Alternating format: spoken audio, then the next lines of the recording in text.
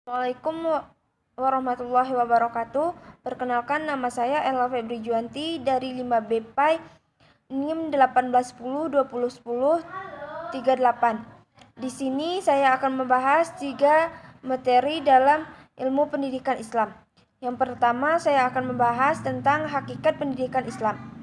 A. Pengertian hakikat pendidikan Islam. Secara umum, konsep pendidikan Islam mengacu pada makna asal kata yang membentuk pendidikan itu sendiri dalam hubungannya dengan ajaran Islam.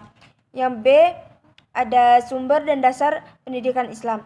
Dasar yang menjadi acuan pendidikan agama Islam harus melakukan sumber-sumber nilai kebenaran dan kekuatan yang dapat mengantarkan kepada aktivitas yang dicita-citakan, sehingga yang terkandung haruslah nilai-nilai yang bersifat universal yang dapat dikomunikasikan untuk seluruh aspek kehidupan manusia.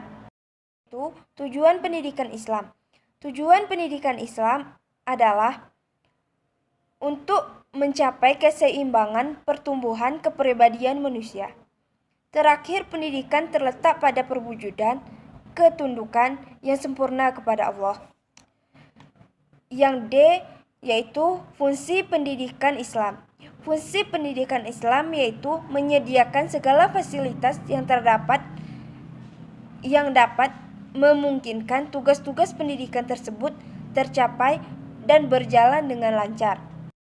Pembahasan yang kedua yaitu hakikat pendidikan sebagai ilmu pengetahuan. A. Hakikat pendidikan. Pendidikan adalah proses mengubah menjadi lebih baik dan dewasa dalam segala urusan dan tanggung jawab melalui pengajaran dan pelatihan. Pengetahuan itu sendiri adalah segala sesuatu yang diketahui dan harus dipelajari dan serta dikembangkan. Yang B, ada syarat-syarat berdirinya ilmu pendidikan. Kehidupan masyarakat juga sebagai dinamisator masyarakat itu sendiri. Adapun syarat-syaratnya yaitu yang pertama, tiap ilmu pengetahuan harus ada objek tertentu. Yang kedua, disusun secara sistematis. Yang ketiga, harus memiliki metodologi tertentu dan memiliki hubungan yang sangat erat kaitannya dengan yang kedua. Yang pembahasan yang ketiga yaitu pendidikan sebagai sistem. Sistem adalah kesimpulan dari bagian-bagian yang terorganisir sehingga menjadi kesimpulan yang lebih kompleks. Suatu keseluruhan disimpulkan ini baru dapat dikatakan sebuah sistem apabila memiliki beberapa ciri-ciri. Yang pertama, sistem memiliki tujuan. Yang kedua, sistem memiliki komponen. Yang ketiga, komponen dalam sistem saling berintegrasi. Yang keempat, adanya proses transformasi. Itu macam-macam sistem yang ada. Yang pertama, sistem terbuka dan tertutup.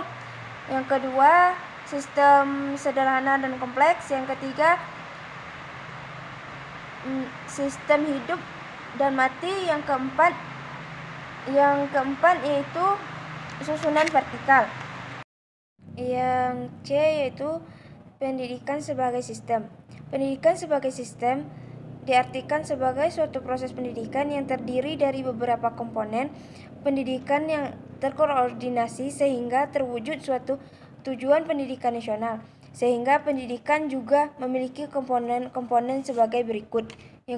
Yang pertama ada komponen tujuan, yang kedua komponen isi atau bahan pendidikan, yang ketiga komponen metode pendidikan, yang keempat komponen alat pendidikan, yang kelima komponen pembelajaran, yang keenam komponen peserta didik, yang ketujuh komponen lingkungan pendidikan.